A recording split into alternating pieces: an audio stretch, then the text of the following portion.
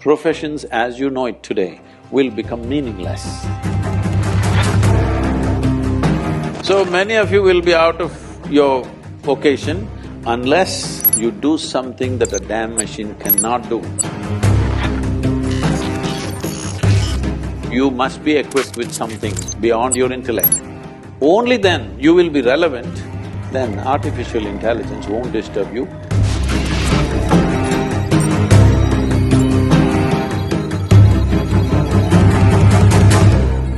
So, in today's technological world, we know that artificial intelligence and robotics are taking over. Those are the cutting edge technologies. So, what is your take on the interaction of such technologies with the intersection of such technologies and ancient practices such as meditations and yoga? Are you sure I'm real? Because last year and a half, they've been inviting me to speak in all sorts of artificial intelligence conferences in the world. I was just surprised, why are they asking me to come and speak about artificial intelligence, because I'm not an expert in the field, nor am I an artificial intelligence. So I asked them in one of the conferences, it was in St. Petersburg, I said, why are you guys inviting me to all these artificial intelligence conferences? I'm a natural intelligence, not an artificial intelligence. They said, the problem is, what are we going to do? We're going to lose our jobs. These are all professors in big universities in MIT and in Harvard and these kind of places. They're asking me, what are we going to do in another 10 years' time? Because everything that we know, everything that was sacred till now, suddenly is going to be there on a little gadget. You must understand this. What artificial intelligence means is accumulation of information, analyzing it and projecting it the way you want at a given moment will no more be considered as a valuable thing in human faculty, because a simple gadget will do it much better than any human being. Already that Google lady is looking smarter than any of you. She looks smarter than me, it's okay, I'm not educated, but you guys, anything you ask without batting an eyelid, she tells us. So, it's going to that place where intellectually everything that you perform will look stupid or meaningless. This happened to me when I was about 13 years of age, I think. 13 or 14, 13 I think. For the first time I saw a flatbed calculator, this Panasonic calculator, you know. At that time it was 110 rupees, very expensive. You drink a coffee for more than that today. But 110 rupees, Panasonic, Sony was 125, so we buy the cheaper one, 110 rupees Panasonic.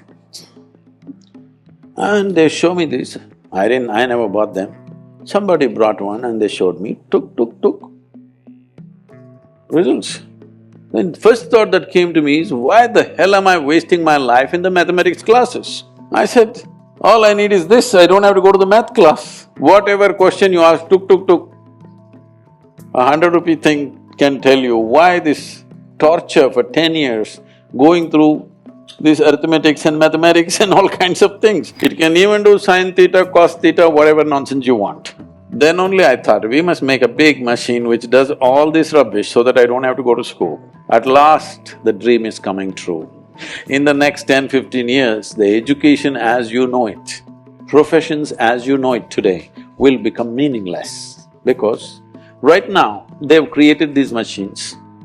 So once this happens, many things that we are spending years on learning will be meaningless. They're designing something that if a customer comes and says, what kind of house I want, what is my aesthetics, what is my culture, what I like, how it should be, and what's my budget.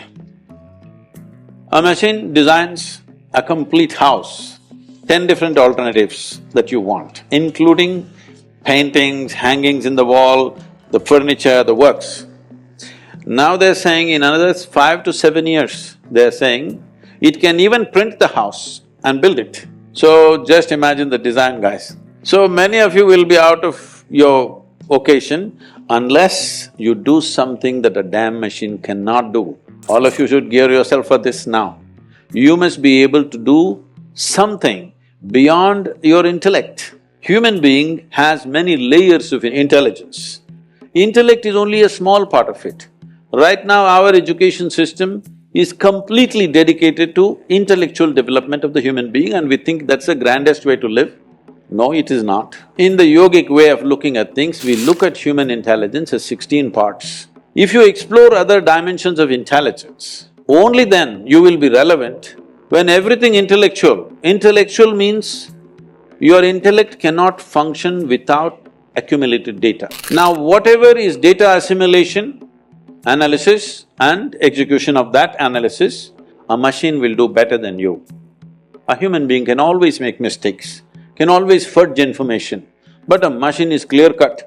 It will simply do those things. So everything that you can do intellectually will be meaningless in another 10 to 15 years' time. So you must be equipped with something beyond your intellect. When I say beyond your intellect, there are many ways to look at it.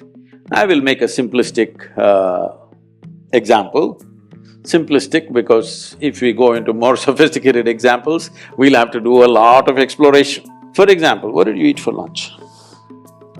Maggie. You are on Maggie? Can't you… somebody take care of his nourishment? He's on Maggie?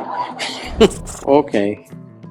Even if you eat the noodle, a noodle doesn't look like him, doesn't feel like him, nothing. But this noodle he eats, within 3-4 hours' time, this Maggie noodle has become a human being, isn't it? Yeah, part of it. It's become part of the system. So you are manufacturing such a complex machine with Maggie noodles. This is like a 3D printer. You put Maggie noodles into it. No, I am not made of Maggie noodles, okay? I eat better than that. But you put a chapati into this becomes a human body. This is the most sophisticated machine on the planet. You're manufacturing this with whatever food that you eat. And the food that you eat is just the soil that you walk upon and it stands up. Isn't this a 3D printer? Does that intelligence exist within you or not?